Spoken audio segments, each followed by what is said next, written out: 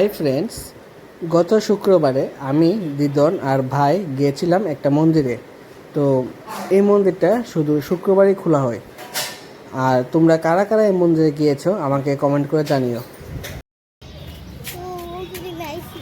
ও, তুমি যখন ছোট্ট আছিলা তখন আইছিলা। আসো।